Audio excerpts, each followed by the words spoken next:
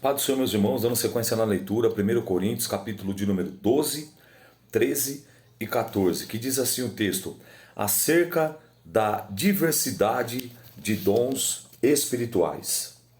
Acerca dos dons espirituais, não quero, irmãos, que sejais ignorantes. Vós bem sabeis que erais gentios levados aos ídolos, mudos conforme eram guiados. Portanto, vos quero fazer compreender e entender que ninguém que fala pelo Espírito de Deus diz Jesus é maldito ou anátema. E ninguém pode dizer que Jesus é o Senhor senão pelo Espírito Santo. Ora, há diversidade de dons, mas o Espírito é o mesmo. E há diversidade de ministérios, mas o Senhor é o mesmo. E há diversidade de operações, mas o mesmo Deus que opera tudo em todos. Mas a manifestação do Espírito é dada a cada um para o que for útil. Em outras palavras, para o que for proveitoso.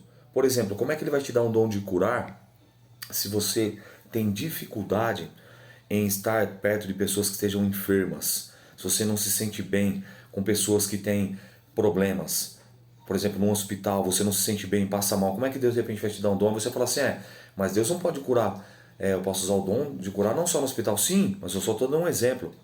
Ele vai dar aquilo que for útil, aquilo que realmente for proveitoso, para ter utilidade, para que a pessoa possa exercer e cumprir o talento, o dom que Deus outorga, dá para a pessoa. Então ele diz assim, para o que for útil. Olha que coisa interessante o versículo 8.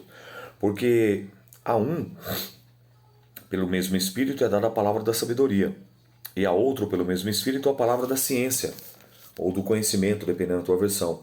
E outro, pelo mesmo Espírito, a fé, e outro, pelo mesmo Espírito, os dons de curar.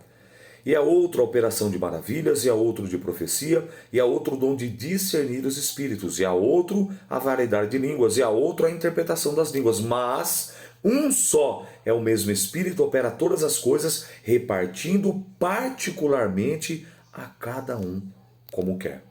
Então, em primeiro lugar, quando você vê uma pessoa, quem sabe aí vai confrontar um pouco agora, tá? Mas quando eu aprendi isso também eu fui confrontado, então eu quero confrontar você.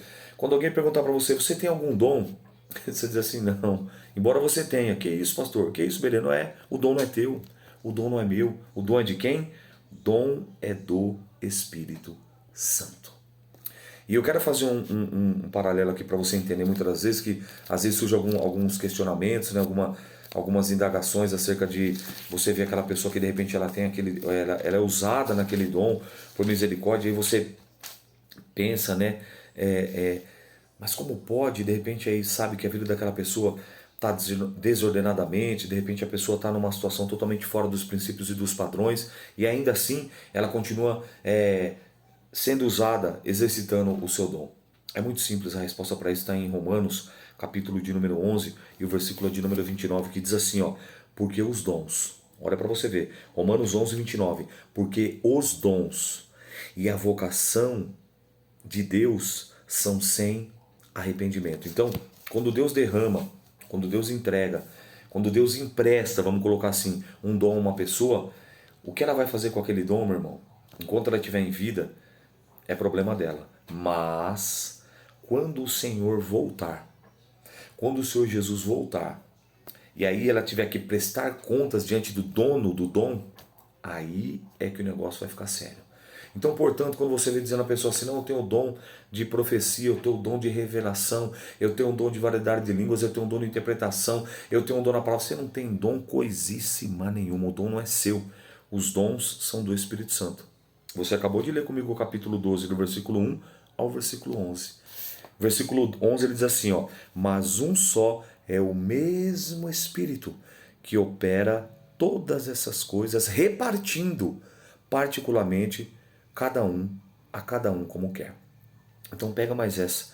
O dom que Deus emprestou para você e para mim, vai chegar um momento que nós iremos ter que prestar contas. E aí o que você fez com esse dom? Granjeou ou enterrou? O que você fez com esse dom? Em prol do reino de Deus ou em prol ao seu bel prazer? Não é diante de mim, não é diante do seu líder, do seu pastor, da sua liderança que você vai ter que prestar conta. É diante do Eterno. Amém? Vamos seguir. Capítulo 12 agora, o subtítulo diz assim, ó, a unidade dos membros do corpo. E aí ele começa agora a trazer um ensinamento profundo acerca da importância de cada um de nós no corpo de Cristo. Porque assim como o corpo é um e tem muitos membros, e todos os membros, sendo muitos, são um só, assim é Cristo também. Pois todos nós fomos batizados em um Espírito, formando um corpo, quer judeus, quer gregos, quer servos, quer livres, e todo o tempo, e todos temos bebido de um Espírito, porque também o corpo não é um só membro, mas muitos. Se o pé disser, porque não sou mão, não sou do corpo, não será por isso do corpo? E se a orelha disser, porque não sou olho, não sou do corpo, não será por isso do corpo? Se todo o corpo fosse olho, onde estaria o ouvido? Se todo fosse ouvido, onde estaria o olfato? Mas agora, Deus colocou os membros do corpo, cada um deles, como quis. E se todos fossem um só membro, onde estaria o corpo? Agora, pois, há muitos membros, mas um só corpo. E o olho não pode dizer à mão, não tenho necessidade de ti. E nem ainda a cabeça aos pés, não tenho necessidade de vós. Antes, os membros do corpo que parecem ser os mais fracos, são necessários. E os que reputamos serem menos honrosos no corpo, a esses honramos muito mais. E aos que em nós são menos decorosos, damos muito mais honra, porque o que em nós são mais honestos não tem necessidade disso, mas Deus assim formou o corpo, dando muito mais honra aos que tinham falta dela, para que não haja divisão no corpo, mas antes tenham os membros igual cuidado uns dos outros, de maneira que um membro padecem todos os membros do corpo com ele. E se um membro é honrado, todos os membros se regozijam com ele, ou seja, se alegram. Ora, vós sois o corpo de Cristo, seus membros em particular. E a uns Deus pôs na igreja, primeiramente apóstolos, em segundo lugar, profetas, em terceiro, doutores, depois milagres, depois dons de curar, socorro, governo, variedades de línguas. Porventura são todos apóstolos? São todos profetas? São todos doutores? São todos operadores de milagre? Têm todos os dons de curar? Falam todos diversas línguas? Interpretam a todos? Portanto, procurai com zelo os melhores dons, e eu vos mostrareis um caminho ainda mais excelente. Então, assim como nós vimos em Romanos, nós estamos vendo agora aqui também, mais uma vez em Coríntios, falando acerca dos dons. E falando acerca que cada ferramenta, cada instrumento, cada membro que pertence ao corpo de Cristo, e tendo ele como cabeça, como nosso supremo pastor, tem o seu devido valor e a sua importância. Portanto, meu irmão, minha irmã, você que tem acompanhado essa leitura aí, você tem o seu valor. É como aquele louvor, você tem um valor. Quero que valorize o que você tem o valor. Você é muito importante para Deus, para o Senhor. E não permita que nada e não deixe que ninguém roube isso de você, porque quem te escolheu foi o Senhor. Independente da sua posição, independente do cargo, independente de onde você se encontre, nesse corpo, o importante é que você faz parte do corpo de Cristo, da família de Cristo. E isso tem que estar gravado na tábua do teu coração e na sua psique, no seu intelecto, nos seus pensamentos. Haja o que houver, aconteça o que acontecer. Amém? Capítulo 13 é chamado de o capítulo do amor. Diz assim, a suprema excelência do amor. Ainda que eu falasse a língua dos homens e dos anjos, e não tivesse amor, eu seria como um metal que soa ou como um sino que tine. Ainda que eu tivesse o dom de profecia e conhecesse todos os mistérios e toda a ciência, e ainda que tivesse toda a fé, de maneira tal que transportasse os montes e não tivesse amor, nada seria. Ainda que distribuísse toda a minha fortuna para sustento dos pobres, e ainda que entregasse o meu corpo para ser queimado, e não tivesse amor, nada disso me aproveitaria. O amor é sofredor, é benigno, o amor não é invejoso, o amor não trata com leviandade, não se ensoberbece, não se porta com indecência, não busca os seus interesses, não se irrita, não suspeita mal.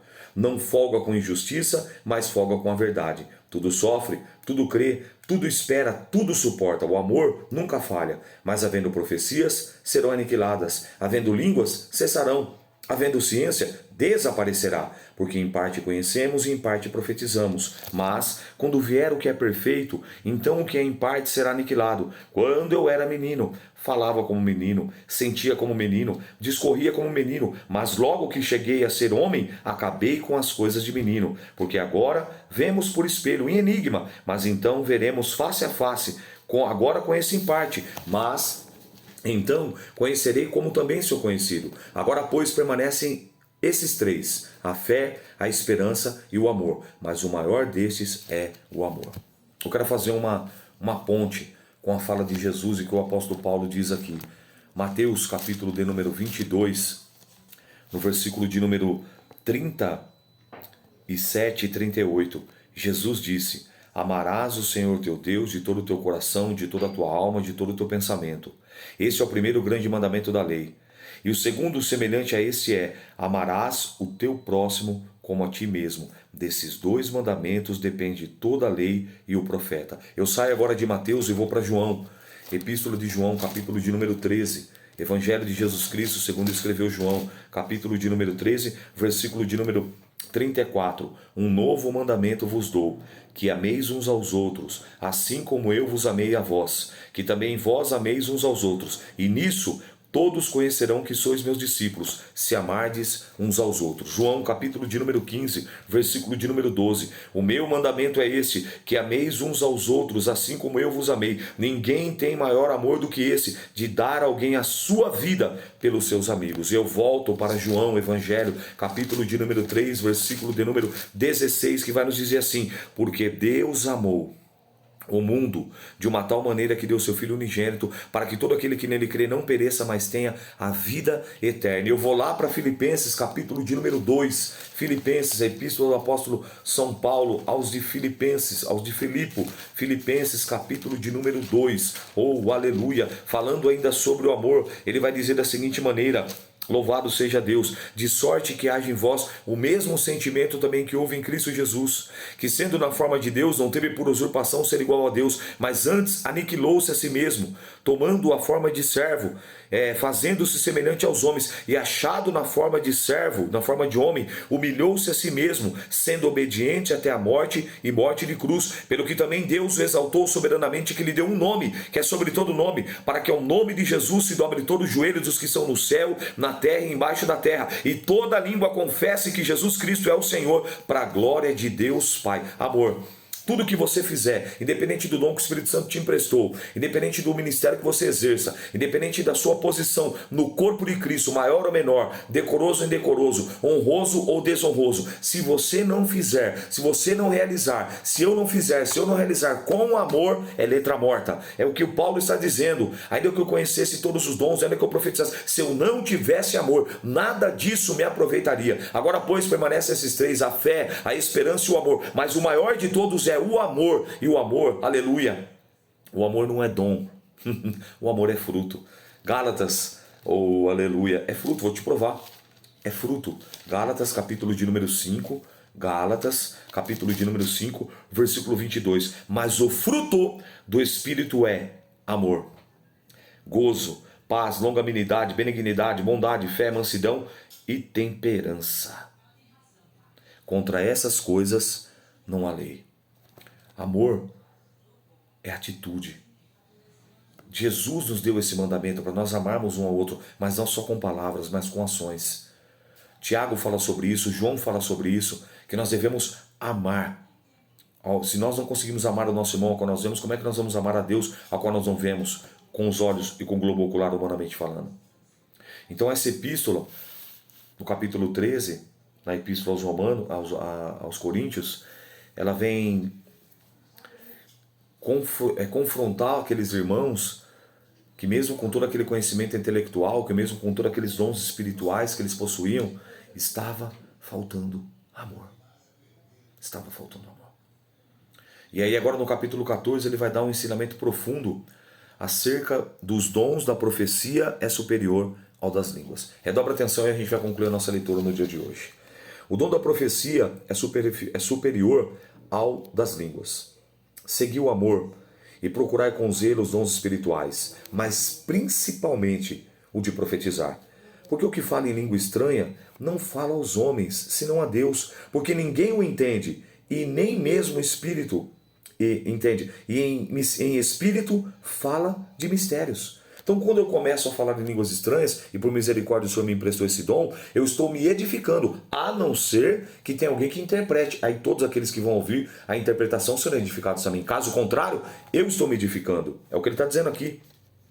Mas o que profetiza, fala aos homens, para edificação, exortação e consolação. Então eu quero fazer um ponto aqui. Agora eu quero agir como professor. Qual é o propósito da profecia?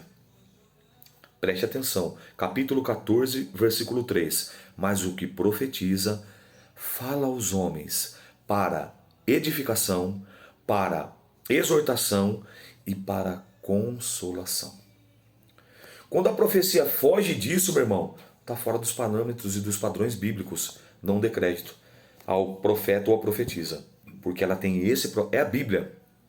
Mas o que profetiza fala aos homens, quando fala homens é homem, mulher, gênero humano, para edificar, para exortar e para consolar. Para edificação, para exortação e para consolação. Fora disso, meu irmão, não é de Deus. Ou é da carne, ou é diabólica, satânica e demoníaca, mas de Deus não é.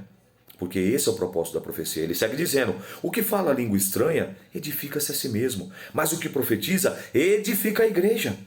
Eu quero que todos falem em línguas estranhas, mas muito mais que profetizeis, porque o que profetiza é maior do que o que fala em línguas estranhas, a não ser que também interprete, para que a igreja receba a edificação.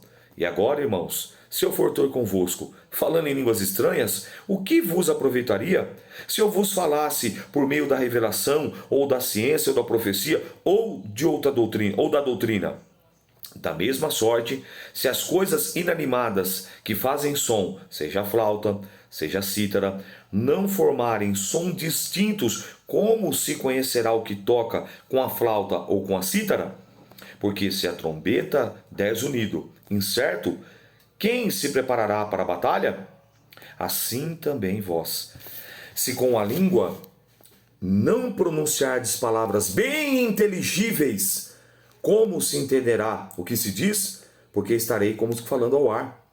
Há, por exemplo, tantas espécies de vozes no mundo, e nenhuma delas é sem significação, nenhuma delas é sem sentido. Mas, se eu ignorar o sentido da voz, serei bárbaro.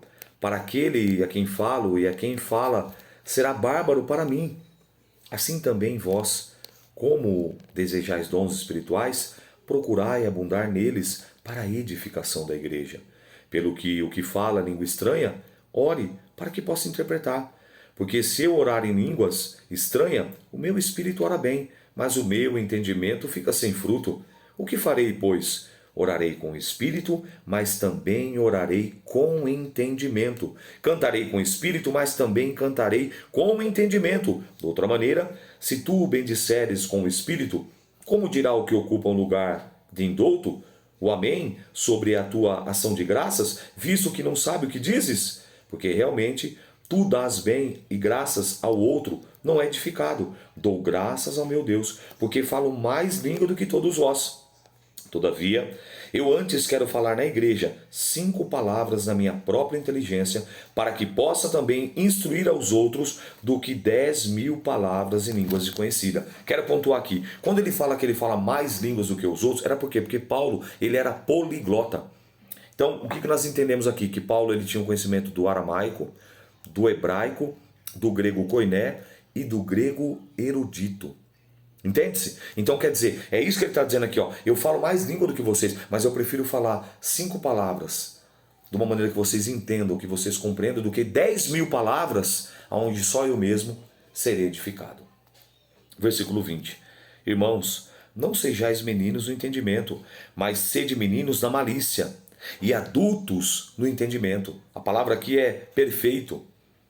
Telelos, perfeitos, sede adultos no entendimento. Está escrito na lei, por gente de outras línguas e por outros lábios falarei.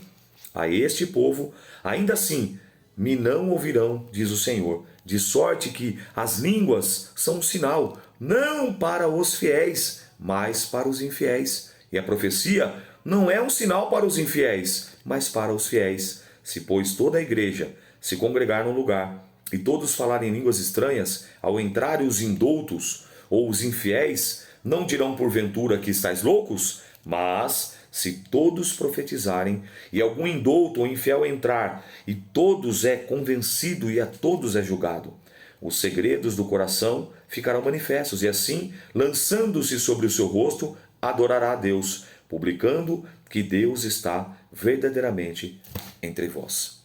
Tá vendo que coisa linda? Orando com entendimento. Então o que eu quero já pontuar aqui e dar no meio?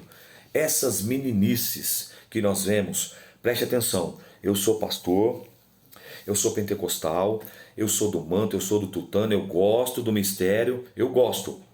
Só que deixa eu falar uma coisa para você, todas as vezes que alguém sai rodando, sai pulando, que alguém faz qualquer gesticulação, ela está em plena consciência. A atuação, a manifestação do dom espiritual não é uma possessão. A possessão maligna, a possessão diabólica, a possessão satânica que se apodera do corpo da pessoa e aí faz com que a pessoa não tenha o pleno controle das suas ações, mas a manifestação do Espírito Santo, não. E é por isso que nós vamos ver aqui mais adiante que o Espírito ele está sujeito ao profeta. Em outras palavras, eu posso entregar uma profecia sem fazer toda aquela gesticulação. Posso. Eu posso falar em línguas estranhas sem sair do rodando? Posso. É errado? Irmão, cada um. O que eu estou querendo dizer é o que Paulo fala assim, ó. O que farei então? Orarei com o Espírito, mas também orarei com entendimento. Cantarei com o Espírito, mas também cantarei com entendimento. Porque se eu orar em línguas estranhas, o meu espírito ora bem, mas o meu entendimento fica sem fruto. O que eu estou querendo dizer para você, toda vez que você vê alguém girando, pulando, saindo num pé só, gritando, fazendo aviãozinho ou qualquer manifestação, ela está em plena consciência. Ela sabe exatamente o que ela está fazendo. Ela quer fazer aquilo. Entende? E é isso que Paulo está instruindo aqui. Porque não é uma possessão, é uma manifestação. E é totalmente diferente uma manifestação de uma possessão. Ok? Vamos seguir. Capítulo 14, verso 26. A necessidade da ordem no culto. Agora ele vai organizar o povo lá para que tudo possa ser feito com ordem e com decência. O que fareis, pois, irmãos, quando vos ajuntais cada um de vós? Um tem salmo, outro tem doutrina, outro tem revelação, outro tem língua, outro tem interpretação. Faça-se tudo para edificação. Ou seja, se alguém falar em língua estranha, faça isso por 2, encontro ou 4, muito 3, e por sua vez, que haja intérprete, alguém para interpretar. Esteja calado na igreja e fale consigo mesmo e com Deus. E falem 2 ou 3 profetas e outros julguem. Mas, se o outro estiver assentado, for revelar alguma coisa, cala-se o primeiro, porque todos podereis profetizar, uns depois dos outros, para que todos aprendam e todos sejam consolados. Está entendendo aqui o que eu estou dizendo para você? Deus me deu uma profecia, eu não preciso sair fazendo a cena. Por exemplo, Deus me deu algo para entregar para aquele irmão, de repente, durante a ministração, eu não preciso atrapalhar a ministração do pregador ou da pregadora e fazer toda aquela instalação roubando a atenção para mim. Não! Eu posso esperar o momento oportuno e depois eu vou lá e entrego aquilo que Deus deu para entregar para o irmão, para a irmã. Se é de Deus, você não vai esquecer. Se realmente é genuíno, algo do Senhor, você pode ter certeza, Ele vai fazer você lembrar com pontos e vírgulas, com clareza e com riqueza de detalhes, porque Ele vai te usar como uma ferramenta, como um vaso, como instrumento, como um arauto, como um atalaia de Deus para aquela vida. E Paulo está organizando aqui. Está prestando atenção? Versículo 32. E os espíritos dos profetas estão sujeitos aos profetas. Eu estou te ensinando aqui, tá? Ao longo dessa minha caminhada cristã, longe de mim, eu não sou santarrão, eu já fiz tudo isso que eu estou falando aí, já saí rodando, já saí pulando e batendo palma e aquela coisa toda, e aí o tempo você vai trazendo vai tendo aquela maturidade, vai tendo aquele entendimento, aquela visitação gostosa. Eu sei como é que é isso, eu não estou julgando e condenando, eu estou dizendo que a Bíblia está dizendo aqui, ó, versículo 32, e o espírito dos profetas estão sujeitos aos profetas. E você vai ver como é que ele encerra isso daqui, ó.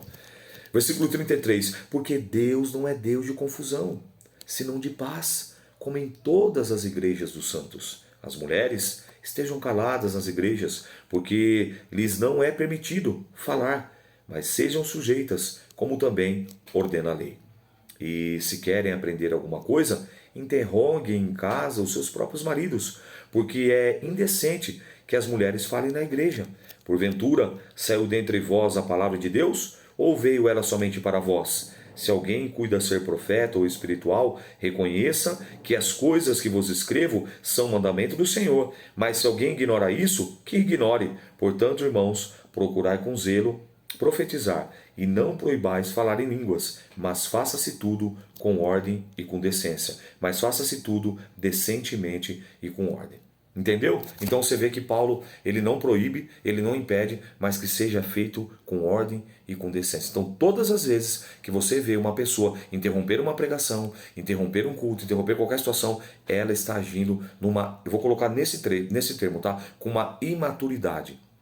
Bom, ela está sendo imatura, está faltando sabedoria, está faltando Bíblia, está faltando conhecimento bíblico, instrução divina. No capítulo 14 é bem claro, o Espírito está sujeito ao profeta, então ele pode esperar o momento oportuno para poder entregar da maneira certa, como convém. Essa foi a aula de hoje, esse foi o estudo de hoje, essa foi a nossa leitura de hoje, e que o Espírito Santo, o amigo das nossas almas, continue, que ele possa e deva falar infinitamente melhor na tábua do teu coração. Eu sou o pastor Rômulo, um bereano de verdade, eu desejo a todos vocês um excelente final de semana, e se assim o Senhor permitir, nós voltaremos com 4 capítulos no sábado e 4 capítulos no domingo. Então hoje, para relembrar, nós fizemos a leitura capítulo 12, capítulo 13 e concluímos no capítulo 14 da primeira epístola aos Coríntios. Paz do Senhor, Deus te abençoe.